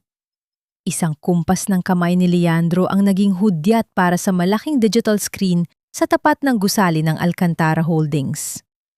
Ang bawat mata ng media at ng mga taong naglalakad sa kalsada ay napako sa liwanag dito. Ang video ay nagsimulang gumalaw nang walang anumang babala. Doon, sa loob ng isang madilim at tahimik na silid, nakita ang figura ni Annalyn. Malinaw ang kanyang mukha sa ilalim ng night vision camera. Nakita ang kanyang bawat galaw, ang pagdampot sa bote ng gamot ng yumaong donya, ang mabilis na pagpapalit ng laman nito sa isang puting pulbos, at ang kanyang mapanuyang ngiti habang pinagmamasdan ang matandang nahihimbing na hindi alam na iyon na ang kanyang huling gabi. Ang bawat tao sa paligid ay naglabas ng isang mahinang singhap ng pagkagulat. Ang ingay ng lungsod ay tila naglaho, napalitan ng isang nakabibinging katahimikan na tila nagmumula sa isang libingan. Donya! Maria! Ang mahinang bulong ni Aling Rosa mula sa tabi ng mga pulis. Ang kanyang mga mata ay puno ng luha. Iyan po ang katotohanang itinago ko sa takot sa buhay ng mga anak ko. Pinanood niyang mamatay ang donya ng walang kalaban-laban. Napaluhod si Annalyn sa semento. Ang tunog ng pagtama ng kanyang mga tuhod sa matigas na sahig ay tila ang tunog ng pagguho ng kanyang buong mundo. Ang kanyang maskara ay tuluyan ng nadurog. Inilalantad ang isang babaeng wasak, marumi at puno ng kasamaan. Ang kanyang mga hikbi ay naging isang malakas at nakapanging ilabot na tawa ng isang taong nawala na sa katinuan. Oo, ginawa ko yun. Kasi dapat sa akin ang lahat. Akin ang yaman, akin si Giovanni. Ang sigaw ni Annalyn ay umalingaw-ngaw, puno ng pot at baliw na pagnanasa. Mula sa karamihan, lumabas si Giovanni. Ang kanyang mukha ay kasing puti ng papel, Ang kanyang mga mata ay puno ng hindi maipaliwanag na pandidiri at pagsisisi. Huminto siya sa harap ni Annalyn, ngunit sa halip na tulungan ito, dahan-dahan siyang umatras. Ang bawat hakbang niya palayo ay tila isang malakas na sampal para sa babaeng nakaluhod sa kanyang harapan. Ipinagpalit ko ang diamante para sa isang pirasong basag na bote na puno ng lason. Bulong ni Giovanni, ang kanyang boses ay nanginginig sa matinding galit. Pumatay ka, Annalyn. Pinatay mo ang pamilya ko. Lumapit ang mga pulis at dahan-dahang pinusasan si Annalyn. Ang kalansing ng bakal sa kanyang mga kamay ay tila ang huling nota ng isang malungkot at madilim na kanta. Habang kinaladkad siya palabas, ang kanyang mga sumpa at sigaw ay unti-unting nilamon ng sirena ng sasakyan ng pulis. Naiwan si Giovanni na nakaluhod sa gitna ng kalsada, humahagulgol habang nakatingin kay Maria Soledad. Nais niyang humingi ng tawad. Nais niyang abutin ang laylayan ng damit nito. Ngunit ang pader na itinayo ng isang taon ng pagdurusa ay hinding-hindi na niya kayang tibagin. Tinalikuran ni Maria Soledad ang lahat. Sumakay siya sa sasakyan kasama si Leandro. Hindi lumingon kahit isang beses. Habang umaandar ang sasakyan palayo sa ingay at kahihiyan, naramdaman niya ang isang kakaibang ginhawa sa kanyang dibdib. Ang bawat luhang pumatak sa kanya noon ay tila tuyo na, pinalitan ng isang halimuyak ng sampagwita na sumasama sa hangin. Ngunit habang tinitingnan niya ang kanyang mga palad, isang katanungan ang pabalik-balik na umaalingaw-ngaw sa kanyang isipan. Sapat na ba ang pagkabilanggo ni Annalyn upang hilumin ang sugat na iniwan ng pagtataksil? O mayroon pa ring bahagi ng kanyang puso na mananatiling nakakulong sa gabing iyon ng ulan sa Batangas? Marisol, pakinggan mo ako. Kahit na yun lang. Kahit bilang ama na lang ng anak mo. Ang boses ni Giovanni ay tila isang gas-gas na plaka. Gumaralgal sa gitna ng katahimikan ng kalsada na kanina lamang ay puno ng ingay ng media. Nakaluhod siya sa semento. Ang kanyang mga mamahaling pantalon ay nadumihan na ng alikabok at natirang putik mula sa huling ulan. Ngunit wala siyang pakialam. Ang kanyang mga kamay ay nakaunat patungo sa sasakyang itim na dahan-dahang huminto bago ito tuluyang makaalis. Sa loob ng sasakyan, naramdaman ni Maria Soledad ang isang matinding panginginig sa kanyang mga daliri. Tumingin siya kay Leandro na ang mga mata ay nananatiling matigas at mapagbantay. Isang tango ang ibinigay ng kanyang kuya. Isang hudyat na siya ang magpapasya kung patapusin na ang kabanatang ito o hahayaan na lamang itong mabaon sa limot. Dahan-dahang bumukas ang pinto ng sasakyan. Ang tunog ng pag-ikot ng bisagra ay tila isang huling hininga bago ang isang malaking pagtatapat. Bumaba si Maria Soledad. Ang kanyang pulang bestida ay humahampas sa kanyang binti dahil sa hangin. Tila isang nagbabagang apoy sa gitna ng malamig na lungsod. Tumayo ka, Giovanni. Nakakahiya sa mga taong nakatingin pa rin sa'yo. Ang boses ni Maria Soledad ay malalim. Walang bahid ng galit, kundi puno ng isang uri ng pagod na tila nagmula sa kabilang buhay. Hindi ako tatayo hanggat hindi mo sinasabing pinapatawad mo ako. Hagulgol ni Giovanni. Ang kanyang mukha ay basang-base ng luha. Ang bawat hikbi niya ay nagpapakita ng isang lalaking nawala na ng lahat ng dangal. Nabulag ako, Marisol. Minahal ko ang maling tao. At sa bawat gabi, ang mukha mo ang nakikita ko tuwing ipinipikit ko ang aking mga mata.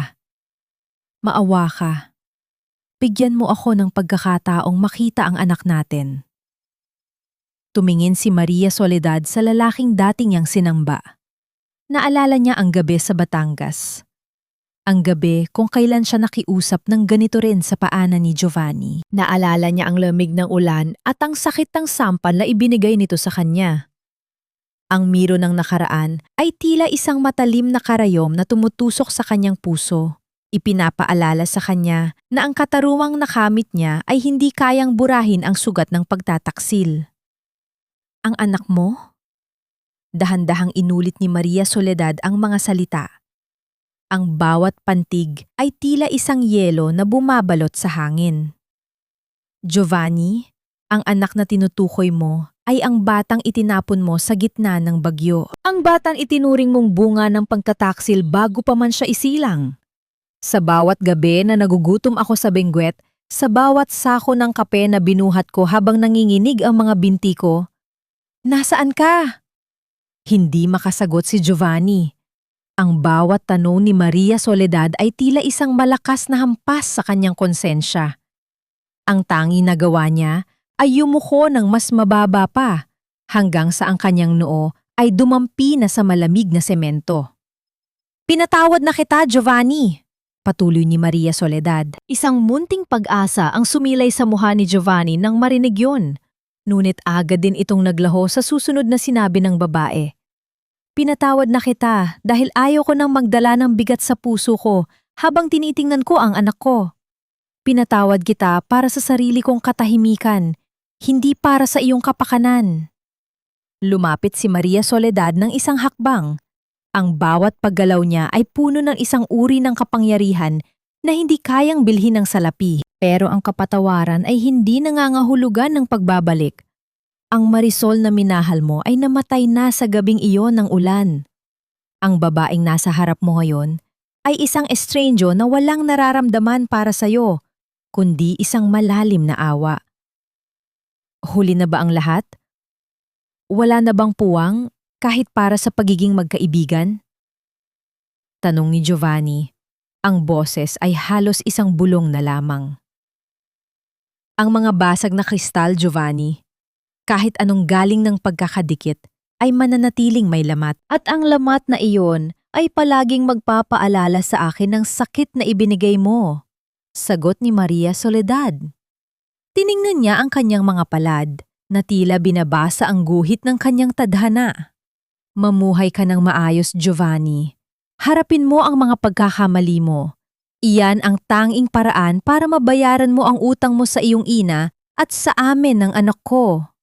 Tinalikuran na ni Maria Soledad ang lalaking dati niyang mundo. Ang bawat hakbang niya pabalik sa sasakyan ay tila isang pagtakas mula sa isang madilim na kuweba patungo sa liwanag.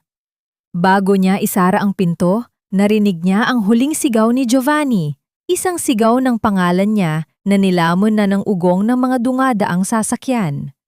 Pumasok siya sa loob at naupo sa tabi ni Leandro. Ang sasakyan ay dahan-dahang umandar, iniiwan si Giovanni na isang maliit at kaawa-awang tuldok sa gitna ng malawak na kalsada ng lungsod. Ang bawat paglayo nila ay tila isang paghilom ng isang sugat na matagal nang nagdurugo. "Kuya, gusto ko nang umuwi sa Benguet. Gusto ko nang mayakap si Leon." Bulong ni Maria Soledad habang isinasandal ang kanyang ulo sa balikat ng kanyang kuya. Ang amoy ng sampagwita mula sa loob ng sasakyan ay tila isang yakap ng kapayapaan na bumabalot sa kanya. "Naroon na tayo sa loob ng ilang oras, kapatid ko. Hindi ka na muling lilingon sa likod." Pangako ni Leandro habang hinahaplos ang buhok ng kapatid. Ang bawat puno at ilaw na kanilang nadadaan ay tila mga saksi sa isang buhay na muling nabuo mula sa mga abo ng pagtataksel. Sa bawat pag-ikot ng gulong, ang nakaraan ay unti-unting naglalaho, pinalitan ng isang bagong bukas na puno ng pag-asa at katarungan. Ngunit sa gitna ng kapayapaang iyon, isang huling luha ang dahan-dahang gumulong sa pisingi ni Maria Soledad, isang luhang huling alay para sa pag-ibig na akala niya ay habambuhay, ngunit naging mitsa lamang ng kanyang sariling paglaya. Ligtas ka na, Maria Soledad. Ang bawat luhang pumatak noon ay naging hamog na ngayon na nagbibigay buhay sa iyong bagong umaga. Isang taon matapos ang huling paghuhukom sa Maynila, ang dalampasigan ng Batangas ay hindi na amoy ng paparating na bagyo. Sa halip, ang hangin ay puno ng alat ng dagat at ang tamis ng halimuyak ng mga bulaklak ng sampagita na nakatanim sa paligid ng bagong tayong Marisol's Haven, isang foundation para sa mga inang biktima ng pang-aabuso at maling paratang. Nakatayo si Maria Soledad sa tapat ng karagatan. Pinagmamasdan ang dahan-dahang paglubog ng araw na nagpapakulay ng ginto sa bawat alon. Ang paghampas ng tubig sa mga bato ay tila isang banayad na kanta na naghuhugas sa mga huling bakas ng pait sa kanyang puso. Sa kanyang tabi, ang kanyang anak na si Leon ay masayang naglalakad sa buhanginan. Ang bawat maliliit nitong yapak ay tila mga bagong pangako ng pag-asa. Lumapit si Leandro, ang kanyang kuya na nanatiling matatag na pader sa likuran niya. Ipinatong nito ang isang malambot na shawl sa kanyang balikat upang protektahan siya sa malamig na simoy ng hangin. Ang katahimikan dito ay sapat na upang malimutan ang lahat ng ingay ng lungsod. Hindi ba, kapatid ko? Higit pa roon, kuya, sagot ni Maria Soledad habang nakatingin sa kanyang anak. Dito sa lugar na ito, ako pinalayas at minaliit, pero dito rin ako muling bumalik para itayo ang dangal ng mga babaeng gaya ko. Ang kapatawaran ay hindi nangangahulugang kinalimutan ko ang lahat, kundi ang pagpili na huwag nang hayaang masaktan ako ng nakaraan. Malayo sa katahimikang ito, sa loob ng malamig na rehas ng bilangguan, nakaupo si Annalyn sa isang sulok. Ang kanyang dating makinang na balat ay naging maputla, at ang kanyang mga mata ay tila wala ng buhay habang nakatingin sa kisame. Ang bawat gabi niya ay binabalot ng mga multo ng kanyang mga kasinungalingan. Wala siyang makausap, wala siyang mahingian ng tulong, at ang tanging naririnig niya ay ang sarili niyang mga hikbi na tila nagpapaalala sa kanya na ang tunay na bilangguan ay ang kanyang sariling konsensya. Si Giovanni naman ay nagsimulang muli sa isang maliit na bayan, malayo sa karangyaan ng Alcantara Holdings. Nagtatrabaho siya sa isang maliit na opisina at namumuhay ng payak. Tuwing gabi, bago siya matulog, tinitingnan niya ang isang malayo at malabong bituin sa langit, humihingi ng isang tahimik na panalangin para sa kaligtasan ng anak na hindi niya kailanman mayayakap. Ang kanyang pagsisisi ay naging anino na hinding-hindi niya maiiwan. Ngunit tinanggap niya ito bilang kanyang sariling krus na dapat pasanin. Dahan-dahang hinawakan ni Maria Soledad ang kanyang kanang balikat kung saan naroon ang peklat ng sampagwita. Hindi na niya ito nararamdaman bilang isang marka ng sunog o isang bakas ng sakit. Para sa kanya, ito ay isang mapa. Isang mapa na nagdala sa kanya pabalik sa kanyang tunay na pamilya at sa kanyang tunay na sarili. Nanay? Tita? Tawag ng maliit na si Leon habang tumatakbo patungo sa kanila. Dala ang isang puting kabibe na nakuha niya sa buhangin. Binuhat ni Maria Soledad ang kanyang anak at hinalikan ito sa noo. Ang init ng balat ng bata ay tila isang gamot na tuluyang nagpahilom sa bawat lamat ng kanyang puso. Tumingin siya kay Leandro at numiti ng may tunay na ningning sa kanyang mga mata.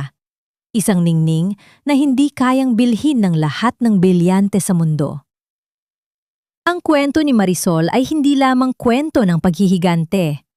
Ito ay kwento ng isang pusong dumanas ng pinakamatinding ulan upang matutunan ang sining ng paghihintay sa bahaghari. Ang katarungan ay maaaring dumating sa paraang hindi natin inaasahan, ngunit ang tunay na tagumpay ay ang pagbangon ng may dangal at ang kakayahang magmahal muli ng walang takot. Habang ang huling sinag ng araw ay naglalaho sa abot-tanaw, ang tunog ng dagat ay tila bumubulong sa hangin, naghahatid ng isang mensaheng hinding-hindi malilimutan ng sinumang nakarinig sa kanyang kwento.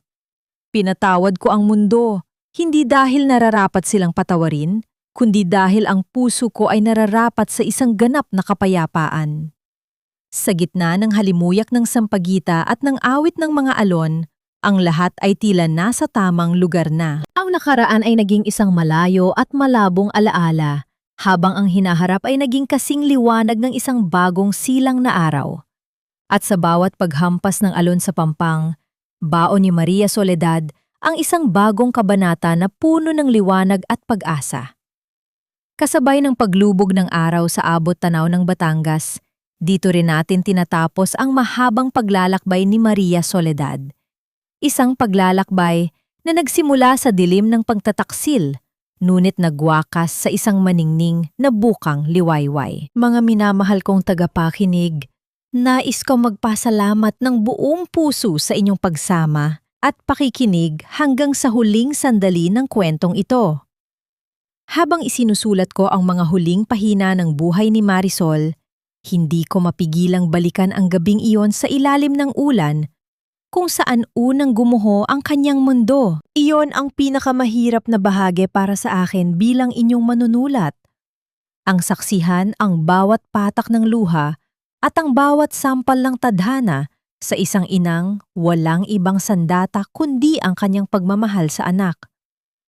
Ang bawat salitang inyong narinig ay hangmo sa mga totoong damdamin at karanasan ng katatagan na nakikita ko sa ating mga kababaihan sa araw-araw. Ang kwentong ito ay parang isang munting buto ng sampagita na itinanim sa gitna ng matigas na lupa at binuhusan ng ulan ng paghihirap. Ngunit sa huli ay nagawang mamukadkad ng may dalisay na bango sa gitna ng kapayapaan. Nais kong iwan sa inyo ang mensahe na ang pagpapatawad ay hindi kailanman tanda ng kahinaan, kundi ito ang pinakamataas na uri ng lakas. Ang lakas na palayain ang sarili mula sa kadena ng nakaraan upang mahanap ang tunay na liwanag. Ngunit bago tayo tuluyang maghiwalay, nais kong itanong sa inyo, kung kayo ang nasa kalagayan ni Maria Soledad, kaya niyo rin bang patawarin ang taong nagkasalanang husto sa inyo? O mas pinili niyo ring lumakad palayo para sa inyong sariling katahimikan? Sapat na ba para sa inyo ang naging karma ni Annalyn? O may iba pa kayong nais na kahinatnan para sa kanya? Ang inyong mga opinyon at damdamin ay napakahalaga sa akin at nais ko itong mabasa. Kung ang kwentong ito ay nag-iwan ng munting apoy sa inyong puso o nagpatulo ng inyong luha, sana ay suportahan ninyo kami sa pamamagitan ng pag-click sa like button at pag-iwan ng inyong mga komento sa ibaba. Ibahagi rin ninyo ang kwentong ito sa inyong mga kaibigan at mahal sa buhay upang marami pa tayong maabot na puso. Maraming salamat sa inyong walang sawang pagtangkilik.